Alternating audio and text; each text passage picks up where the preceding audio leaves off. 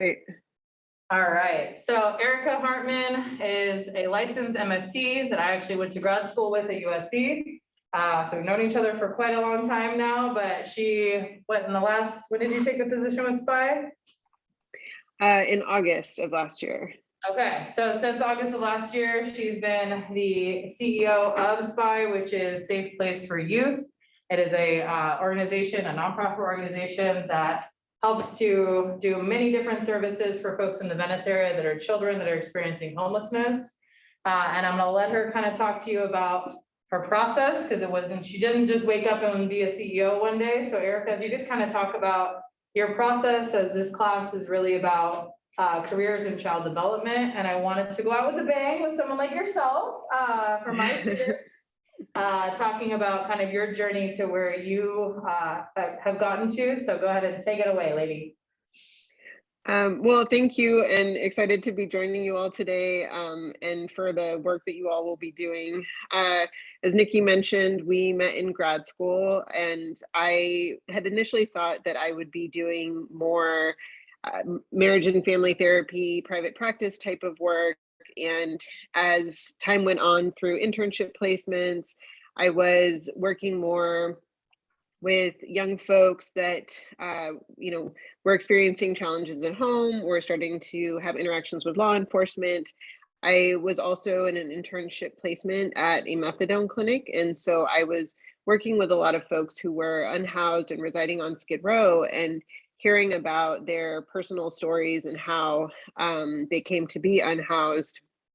And after graduate school, I took a position doing gang intervention and juvenile justice work. So I was providing therapy to youth and their families in their homes. And from there, went on to run gang intervention and gang prevention programs out of Children's Hospital, which I know seems like an unusual place for there to be gang intervention, but actually the majority of youth that join gangs join between the age of 10 and 15. And so it really was about working with those young folks. And then after that, I went on to be the chief program officer at an organization that was then called Westside Children's Center. And that was overseeing child welfare programs, foster and adoptions, early education. So we had Early Head Start and California Department of Ed programs, and with an eye towards, sort of the prevention, early intervention work that happens in early ed programs. We did the different types of ages and stages questionnaires. We had disabilities coordinators there to help support children. And at the time, I was commuting from the east side of Los Angeles to Culver City, and I was starting to see homelessness, just visible homelessness spreading, and places where I hadn't seen it before. And I think that it just got to a place for me that it became really overwhelming, and I felt like it was really important to do that direct work to address a crisis that was really psychologically troubling for me.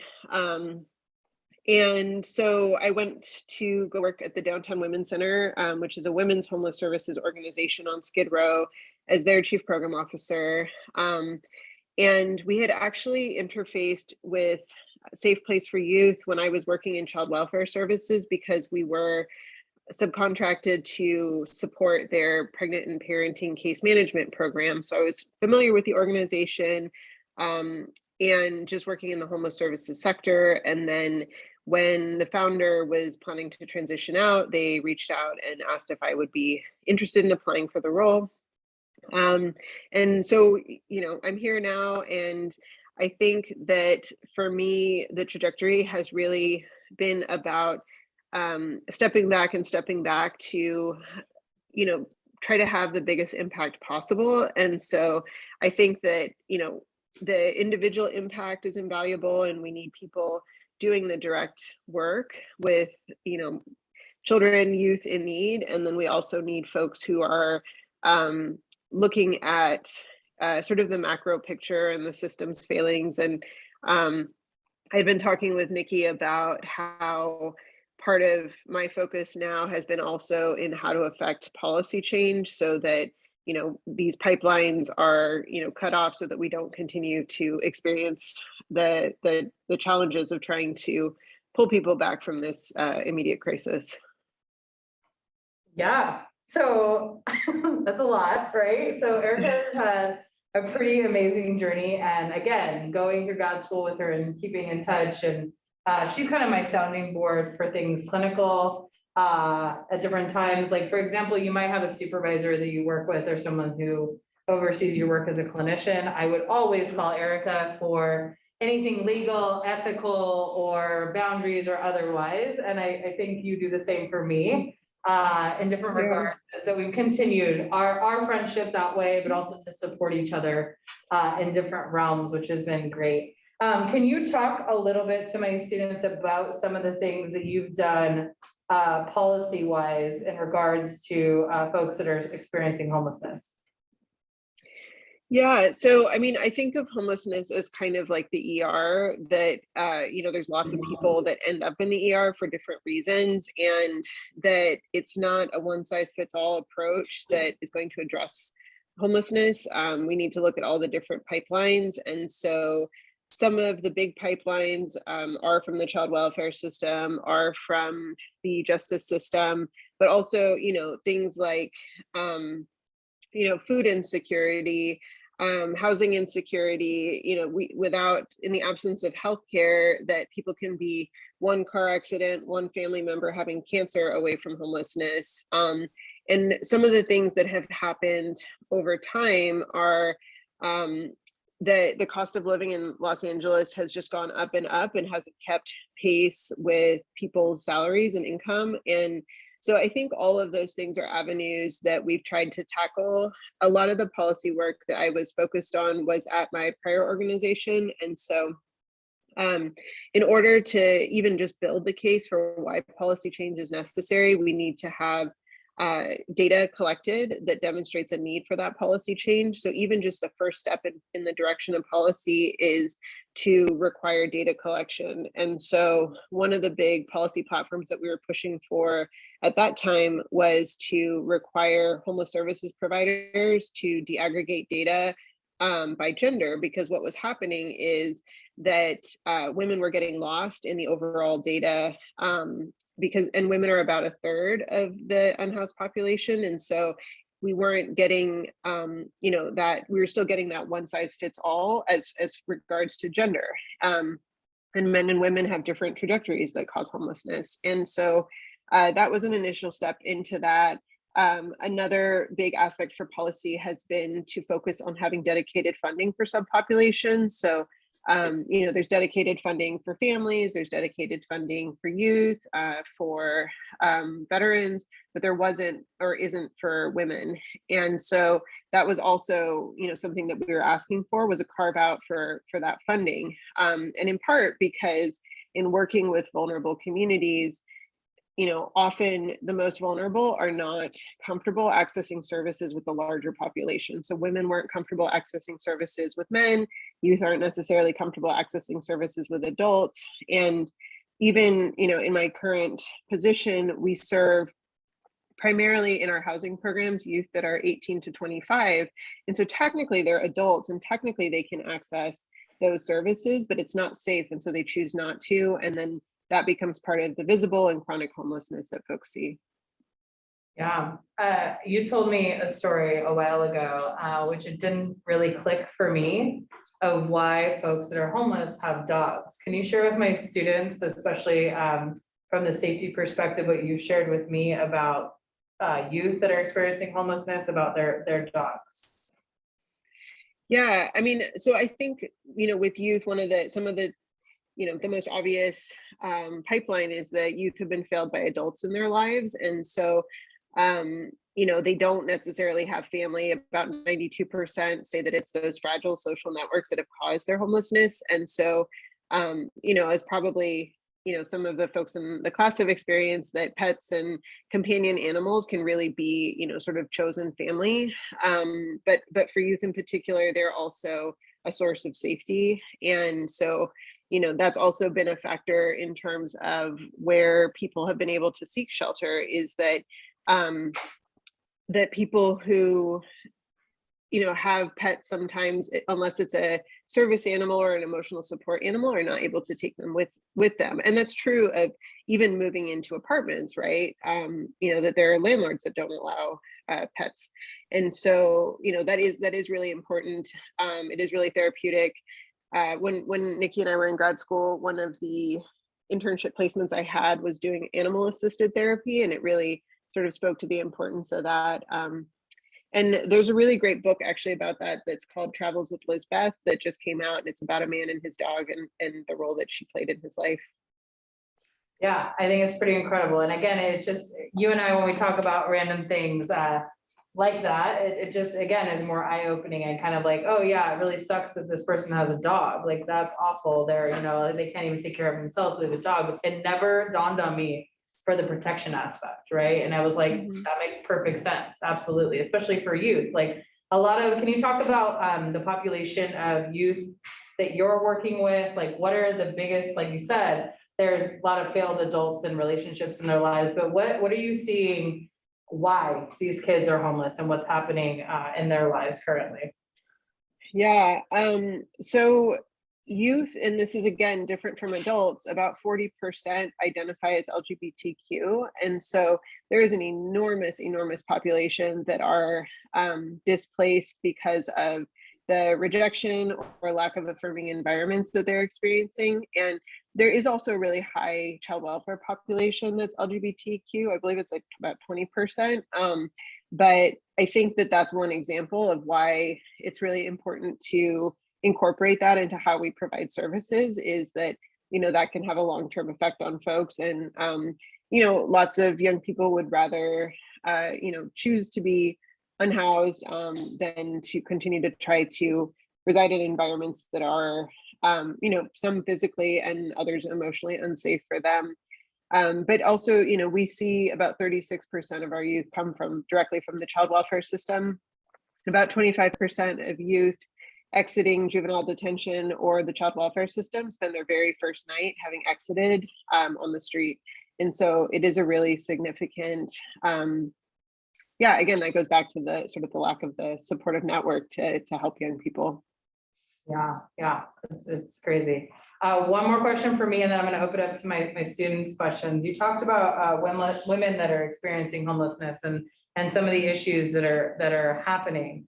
And I know, because you've told me stories about women finally actually accessing services, and then the police, LAPD, coming in to sweep for priors for some of these women. Can you talk to my students about what you have done on kind of that level? Because I think it's hard to think about that and challenging LAPD, but can you share that with my students? So I think it's pretty amazing and awesome. So if you could share, if you don't mind sharing, that'd be awesome. Sure. Yeah. I think that, so the interactions with LAPD were some of the most challenging that I had working at Downtown Women's Center. We had law enforcement that would come to our day center and hang out and look for women who had warrants. And for many women, it was, the only safe place that they could go to receive these essential services and resources. And it put us in a really challenging position as a service provider because it felt like we were part of setting a trap. And then another, things that would happen included, people, law enforcement coming in and saying that there had been threats made against somebody or the building, and they wouldn't be able to provide us more information, and they would insist on being able to walk the floors of our residential sites. And we eventually had to get pro bono legal support to address that. It was a private residence, and that law enforcement couldn't enter without a warrant. And another aspect too, in terms of providing medical and mental health services, is that the protection of people's confidentiality, and that extends to even identifying them as a service recipient. And so that was a whole other type of mental health law that we were able to present, that where people have a reasonable expectation of privacy, that HIPAA can be applied. Now, one of the things that's complicated about HIPAA is that there is a provision that you can participate in a law enforcement investigation and you can share information, but you're not obligated to. And so that was sort of the angle that the LAPD's, the city attorney's office was presenting, was that we were obligated, and that was something that we had to sort of, I guess, refute. But one of the things that's really important to note too is that, you know, when folks have been unhoused, they have, you know, there are times when we've encountered people that are severely depressed and, you know, maybe a risk to self-harm or harming others. And, you know, so we did need to have also the partnership with the LAPD to be able to call them to intervene. And so our goal really was to, you know, sort of diplomatically assert our, you know, ability to protect the folks accessing services and also try to find a way to partner. And, you know, and so that's a hard thing to navigate because I think it wasn't a relationship that they were accustomed to having with providers on Skid Row.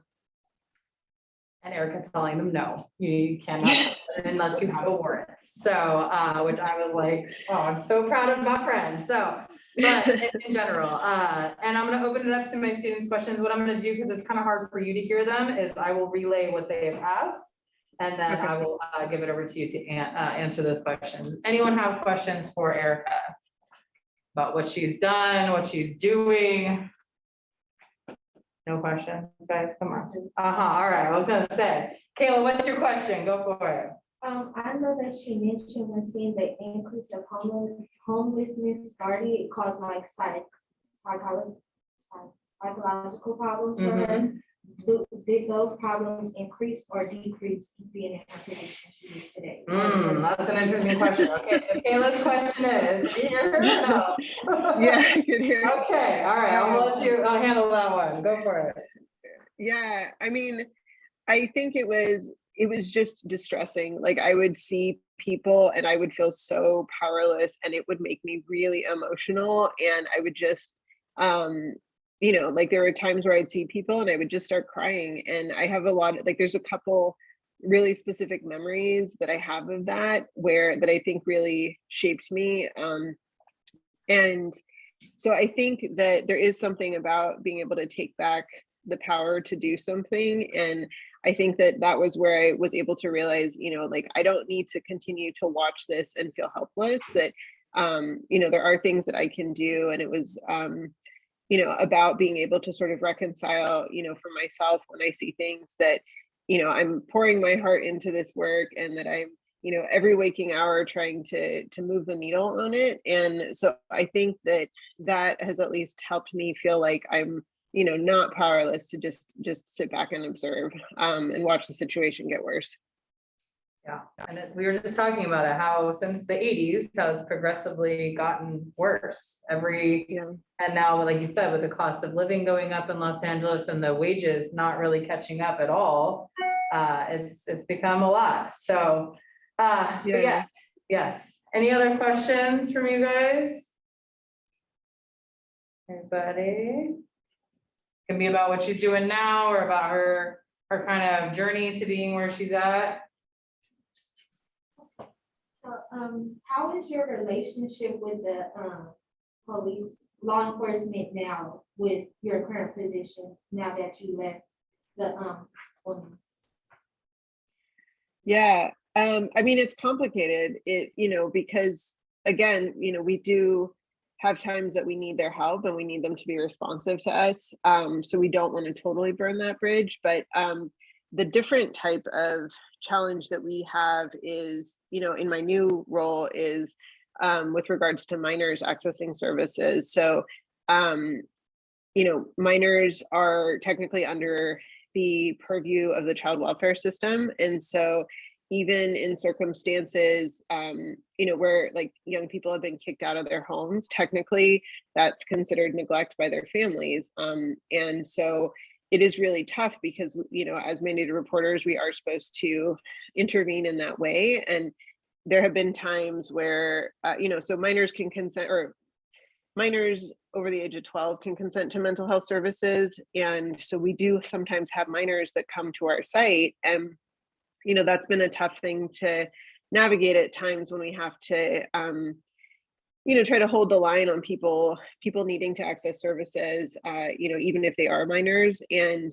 even for things like shelter, the type of shelter that exists for minors is that they essentially can go into a shelter for 90 days, and the provider has to try to reunify them with a guardian, which is obviously what they're fleeing. And then if not, have to notify the child welfare system, and then they go into child welfare custody. And so I think that's, I think the child welfare system has a long way to go to, do what it's supposed to accomplish. But, the other reality of it too is that, it exists for a reason. And, it is horrific what happens to youth who are unhoused. And so, I think that that's a tough spot to be in. Yeah. Anyone else have any questions for Erica? If they have questions later, can I give them your work email and they can reach out? Some people might want to reach out to you independently as well and just kind of pick your brain. I know I do all the time. So are you open to that if I give them your email? Yeah, absolutely. Yeah. Awesome. Well, Erica, I always appreciate your time and effort and what you do every day. And thank you for coming in with my students. And I need to see you sooner in person, not on this little thing, sooner rather than later. So, but thank you for your time. I really appreciate it. Yeah, absolutely. All Take right. care. Have a good one. Bye. Bye.